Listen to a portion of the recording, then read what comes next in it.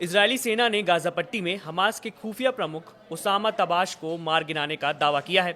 तबाश Hamas की निगरानी और लक्ष्य निर्धारण यूनिट का हेड भी था। इजरायल ने इस कार्रवाई को अपनी सैन्य रणनीति का हिस्सा बताया है, जिसका उद्देश्य हमास की सैन्य क्षमता को कमजोर करना है। इजरायली सेना हमास पर कहर बरपा रही है। पिछले कुछ दिनों में इजरायल ने हमला तेज कर दिया है। इस बीच इजरायली सेना ने यह भी दावा किया है कि उसने दक्षिणी गाजा में हमास के सैन्य खुफिया प्रमुख को ढेर कर दिया है। सेना ने अपने बयान में इसे हमास नेता का नाम ओसामा तबाश बताया है। हालांकि अभी तक हमास ने उसकी मौत पर कोई प्रतिक्रिया नहीं दी है। इजराइल की माने तो ओसामा तबाश हमास की निगरानी और लक्ष्य निर्धारित यूनिट का प्रमुख है। इस कार्रवाई को इजराइल ने हमास के खिलाफ अपनी सैन्य रणनीति का हिस्सा बताया है। इजरायली अधिकारियों ने तबाश की मौत को हमास के खुफिया अभियानों के लिए बड़ा झटका बताया जा रहा था। हाल के महीनों में इजराइल ने हमास के कई वरिष्ठ कमांडरों को निशाना बनाया है, जिसे वह संगठन को कमजोर करने की कोशिश मानता है।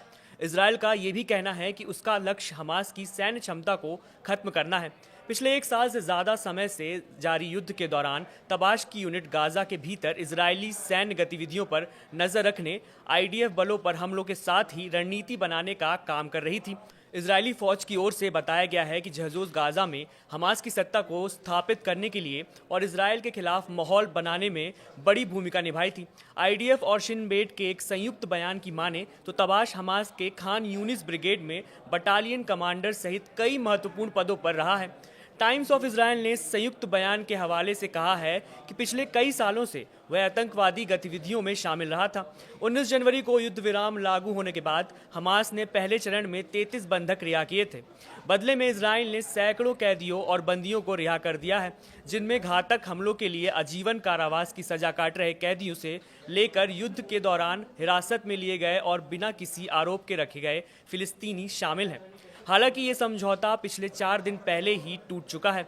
इजरायल लगातार हमास पर कहर बनकर अभी भी टूट रहा है। फिलहाल के लिए इतना ही। आप देखते रहिए न्यूज़ 18 बिहार झारखंड।